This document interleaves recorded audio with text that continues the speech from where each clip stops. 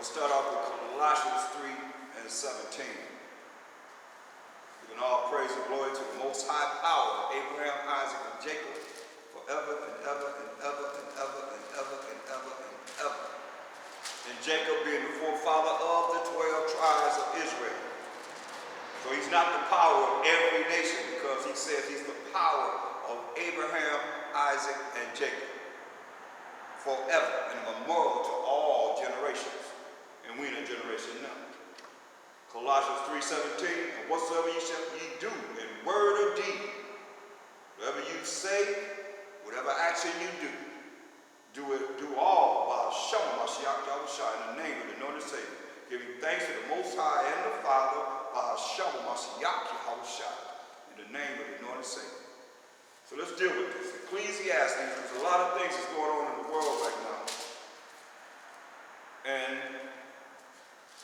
the faster you realize it's against you as an Israelite, the more hopefully you'll want to do more, so you can have works in the books. So when the books are open, your name will be written in the book of life. Ecclesiastes, the 3rd chapter, and the 1st verse. To everything there is a season, and a time to every purpose under the heaven. To everything there is a season, and a time to every purpose under the heaven. Now we're going to jump to verse 8. A time to love and a time to hate.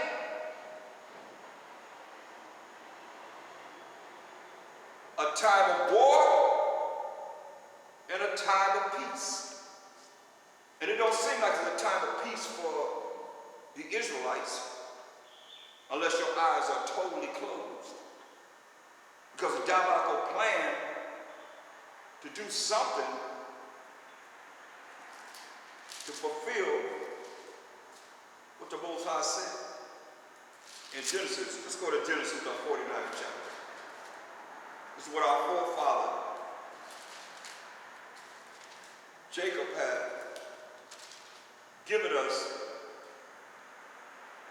certain signs that we can look for in the last days, identifying the 12 tribes of Israel.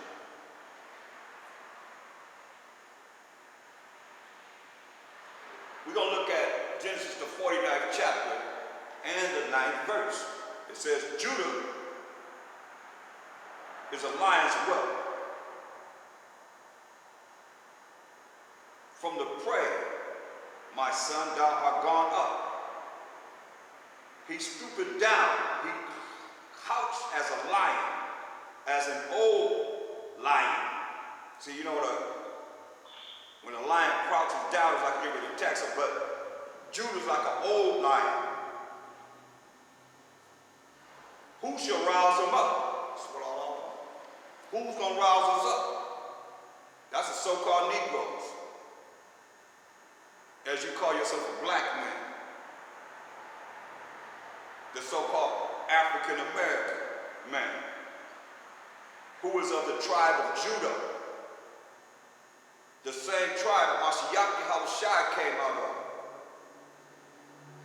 Who's going to rouse him up? Judah is the head tribe of the 12 tribes of Israel, Jacob's 4th born son. So, going back to Ecclesiastes, the 3rd chapter.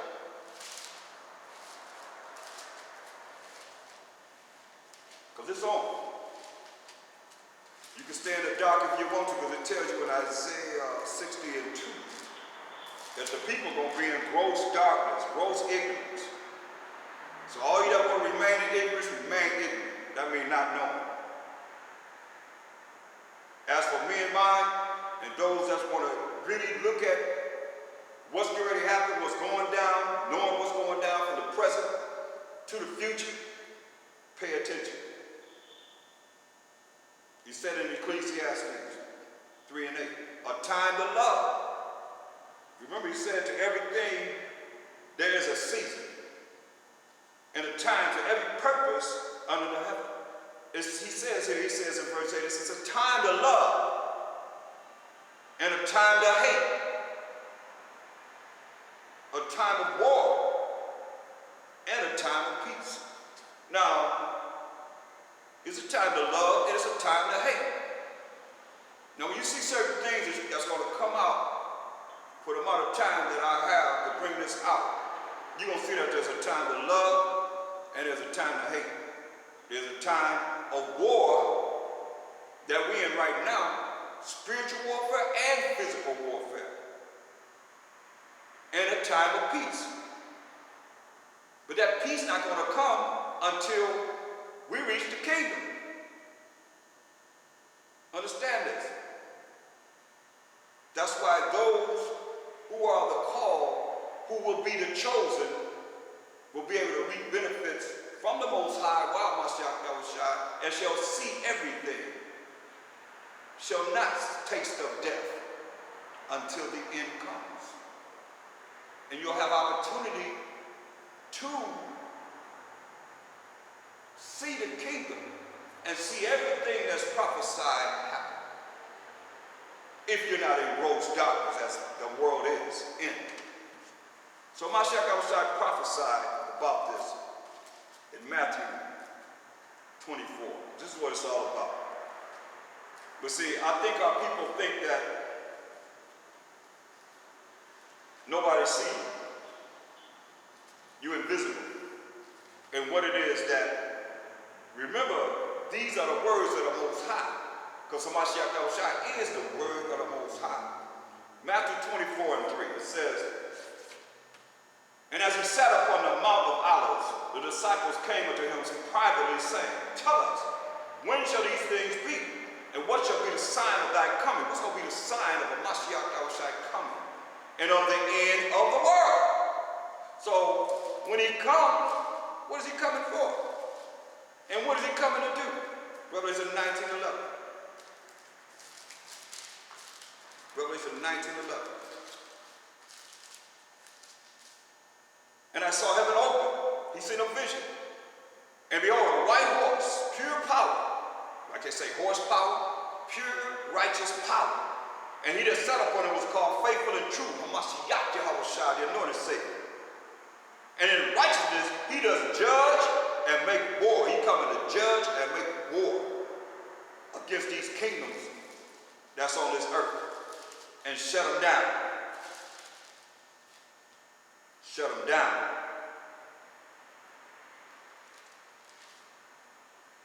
So going back to Matthew, the 24th chapter, and the 3rd verse, they asked him, and what shall be the sign of thy coming and of the end of the world? So now we know, we look at the apocrypha, we look at the end of the world. 2nd Ezra, the 6th chapter, we're going to start at the 7th verse. It says, then answered I and said, what shall be the parting asunder of the time? So Ezra wants us to know the same thing that the disciples was asking of Mashiach Yahushua. Then answered I and said, this 2nd Ezra 6 and 7. Then answered I and said, what shall be the parting asunder of the times? Or when shall be the end of the first, it's the world that we're in now, and the beginning of it that follows. The world that's going to follow after this world. And he said unto me, from Abraham unto Isaac, going all the way back to our forefather Abraham, who had a son named Isaac, when Jacob and Esau were born. Okay, Isaac, when you read Genesis, the 25th chapter, the 25th verse, 26th verse, Esau was born, then Jacob was born. Going all the way back to the time that Esau and Jacob were born. When Jacob and Esau were born of him, Jacob's hand held first the heel of Esau, because they were fighting in the womb. For Esau is the end of the world. So what is that saying? They asked him in Matthew 24 and 3. They said, and what shall be the sign of thy coming and of the end of the world? The answer here is letting us know who would be in power at the time of the end of this world that we live in now. It says, verse 9 of 2nd Ezra, the 6th chapter. For Esau, who was a biblical name for the forefather of the Caucasian race, is the end of the world. Therefore, they would have to be ruling when? At the end of the world. And Jacob, who was the forefather of the 12 tribes of Israel, is the beginning of it that followed. Because we got next. Israel got next. It says Jacob is the beginning of it that followed. Okay? So now, going back to Matthew, the 24th chapter,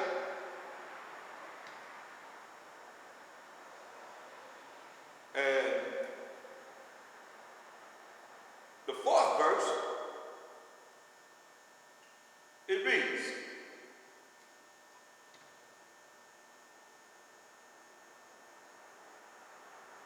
and the Mashiach Yahushua answered and said unto them, take heed that no man deceive you.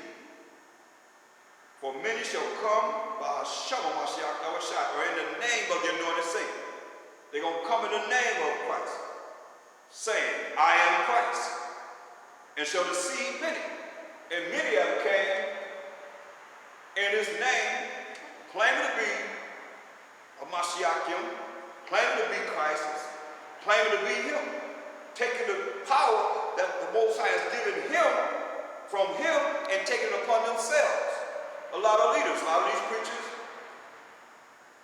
they have taken on the power on this earth that the Most High gave only to Mashiach Yahushua. And shall deceive many. That means people are going to be lied to. And you shall hear wars and rumors of wars. Wars everywhere. Like there's war, whether you realize it, everywhere right now. A lot of wars are going on because of Michael Brown being put to death. At least that's what the media is saying. That's what they're saying to everyone, you know. Because a lot of things, what you see is not what it really is. But we know that wars are happening all the time. And you shall hear wars and rumors of wars. See that ye be not troubled. For all these things must come to pass. But the end is not yet. See, the end is not yet. Every time something major happens, first thing we say, oh, it's getting closer and closer and closer. No, he said the end is not yet. For nation shall rise against nation, and kingdom against kingdom. And there shall be famines, food shortages, and pestilence, diseases, and all kind of diseases from insects and all of that. Got all kind of STDs, and all kind of pestilence, all kind of diseases going on right now. They can't even cure. And earthquakes in diverse places. Earthquakes in different places. They have earthquakes back east. They have basements. Had a big earthquake in New York. People come running out of the high-rise buildings. Then he brought a hurricane. Just snowed them in. Snowstorm, I mean, come on. Earthquakes in diverse places. Earthquakes down south. Everybody talking about California, but you got earthquakes right there. It says, he said gonna be earthquakes in diverse places. Oh yeah. You better hear what he's saying. See, all these are the beginning of sorrows. See? That's why you see a whole lot of people crying. Ah. You see them crying all the time because they have suffered loss. All these are the beginning of sorrows. Secondaries. This is what it's all about, people. It's gotta happen. It's gonna happen. Secondaries 15 and 14. Woe must be destruction to the world and them that dwell therein. See, a lot of you probably don't want to hear this because you want to hear something that's going to uplift your spirit. You're supposed to uplift your spirit to know what it is going to go down and prepare yourself for it. Because if not, then you're going to be running around like everybody else. You're going to follow the crowd right to your death. Because that's what this is talking about, people. That's why the Most High, the Spirit, has to tell me to warn you and keep warning you till you wake up. and realize if the end come right now for you, you should have done enough to say, okay, well, I'm going to make it to the kingdom. That's all this is about. We, the children of Israel, making it and trying to be one of the 1/3, if it's the Most High will. And our names being written in the book of life, that we may go into the kingdom. But it says, woe means destruction to the world and them that dwell therein. 2 Corinthians 15 and 14. Verse 15. For the sword, which the modern day sword is what? The gun, and their destruction draweth nigh, just drawing near. And one people shall stand up to fight against another, and swords in their hands, guns in their hands. Right now, a lot of havoc going on. Right there in Ferguson, Missouri. It's on. I heard that they shut down the airport because people were shooting. And the bullets flying where the airport is at. Where the planes can't even land. Oh yeah, it's on, y'all. But remember, but the end is not yet. Because I'm going to tell you, Hamashiach Awashai got to catch everybody like a thief in the night. We can say it's going to be now. Nobody knows but the Most High. But we know the prophecies say he coming and he going to catch everybody off guard. So don't think that just because you see this. He said that's the time of sorrows, but the end is not yet.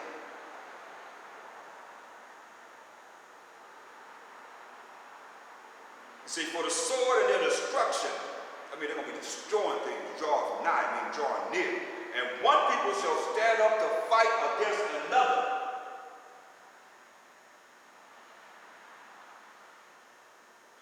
And swords in their hands, guns in their hands, rifles in their hands. Everything that can destroy in their hands. That's what he's saying. For there shall be sedition among men. That means uproars. And invading one another, meaning they coming into your house. Invading one another. They shall not regard their kings nor princes. They ain't going to regard Obama or whoever's the president at this time. Or whoever's in charge of your city. They ain't regard their kings nor princes. They're not going to regard the military, the police department, the House of Representatives, the Senate, the hierarchy court system of America, or any other land. It's going to happen all over. Not just America, but all over. It's already happening in a lot of places.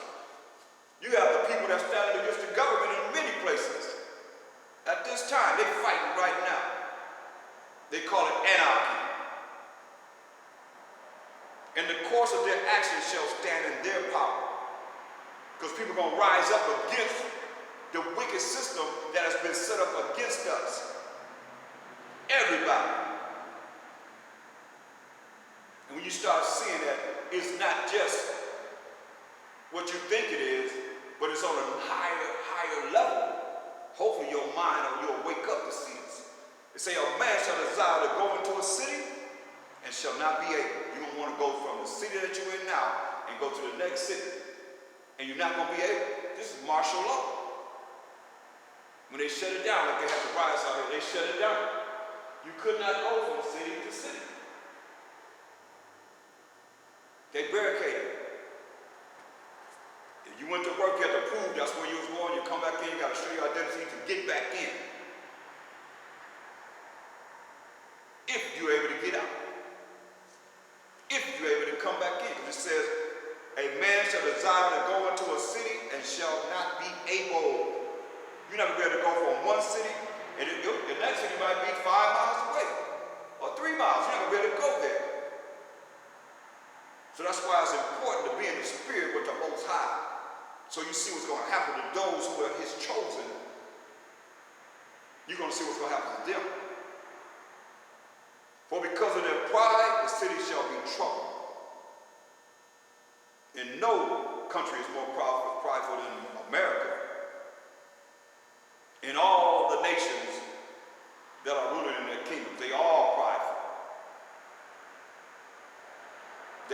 themselves because they have a king. For because of their pride, the city shall be troubled. Hear that? The cities, all cities gonna be troubled. It's all over the world. The houses shall be destroyed. Hear this? The houses, wherever you live, gonna be destroyed. Talking to the wicked. And some martyrs. And men shall be afraid. Men gonna be scared out of their wits. So what do you think women gonna be doing? So all you bad, macho, hardcore men, you're gonna be afraid in this day. And you women that don't have a man to cleave to, or that don't have that covering, don't have, just you do so hard, you can do it by yourself, you're gonna find out if you can't do it in this day. It say men gonna be afraid. Just like the Army, the Navy, the Marines, and the Air Force, they gonna be afraid, but yet they gonna fight for Mashiach Yahushua. So men gonna be afraid, but they still gonna fulfill what it is that's being said. A man shall have no pity upon his neighbor. You hear this? A man shall have no pity upon his neighbor, but shall destroy their houses with the sword. What's the modern day sword? They're gonna come into the houses with guns and spoil their goods, rob you for whatever you have. Think about it. You got to go out to the store and you got to hide whatever you bring it in. But somebody going to be looking. Oh, they got a lot over there. They stored up pretty tough. The ones that don't have. You seen that movie, Purge? How they just went around and had one day a year you can go around and kill whoever you want to kill. If you ain't set up to be able to protect yourself. See, they showing you certain things already. But as you read this, you can see that these things are going to happen. A man shall have no pity upon his neighbor. So who's your neighbor? We live around each other. They got no pity upon each other. Because remember, you got the 2/3 that's not going to hear this. They don't know anything about this. All they know is somebody came to their house, man, they robbing people. Okay, well, I'm gonna get my strap, I'm ready. They come in here. Well, they gonna start going out doing it themselves. Oh yeah, what were people doing? There's no food. And they know you have food. Oh yeah, you better be in the spirit with the Most High. To be hidden at times. See, a man shall have no pity upon his neighbor, but shall destroy their houses with